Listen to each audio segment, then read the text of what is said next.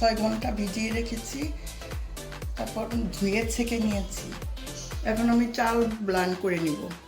সেই জন্য আমার যা যা লাগছে: কুসুম গরম পানি, সামান্য তেল,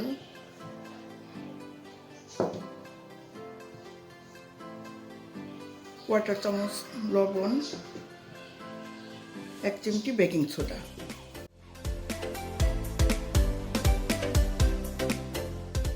এটা স্ট্রেনার নিয়ে এভাবে চালের গোলাটা ছেঁকে নিব।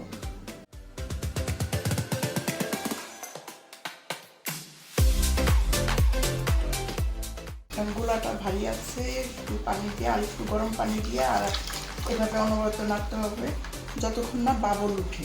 বাবল উঠলে আমাদের পিঠাটা সুন্দর হবে।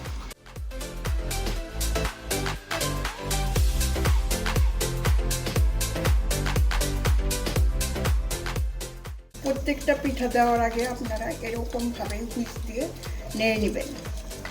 প্রথমে একটি মাটির হাঁড়ি এরকম কিছুক্ষণ গরম করে নিব, আর আমরা তেল আর পানি কিছুটা বাটির মধ্যে মিশিয়ে নিব।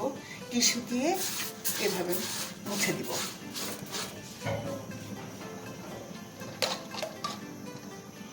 মুছে দিয়ে গোলাটা দিয়ে দিব।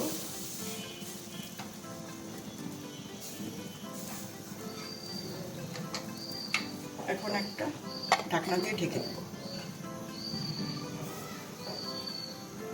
3 মিনিট হয়ে গেছে। এখন আমি পিঠাটি তুলে নিচ্ছি। এইভাবে আবার একটু মুছে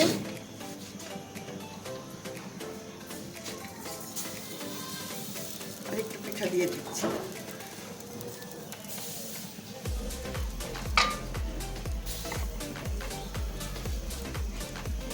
আমার রেসিপি ফলো করলে আপনাদের পিঠা এরকম নরম তুলতুলে হবে। দেখুন পিঠার ভিতরে ফুলে উঠেছে এবং খুব নরম হয়েছে পিঠা। নিয়েছি 30টি চিতই পিঠা। দুধটা চুলাতে বসিয়ে দিয়েছি। দুধটা উতলে আমরা দিয়ে দিব পরিমাণ মতো লবণ, দিয়ে দিচ্ছি চিনি,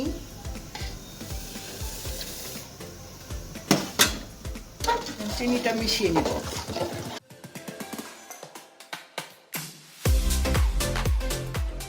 দিয়ে দিচ্ছি এলাচি, দারচিনি।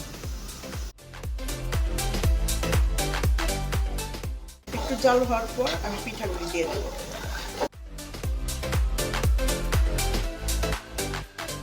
চিনিটা গলে গেছে। এখন আমি দিয়ে দিচ্ছি পিঠা। আপনাদের একটি টিপস বলে দিচ্ছি, যখন খেজুরের গুড় পিঠার সঙ্গে মিশাবেন তখন আগে পানির সঙ্গে দুধটা জ্বালিয়ে ঠান্ডা করে নেবেন। যখন আমাদের পিঠা হয়ে যাবে তখন আমরা গুড়টা মিশাবো।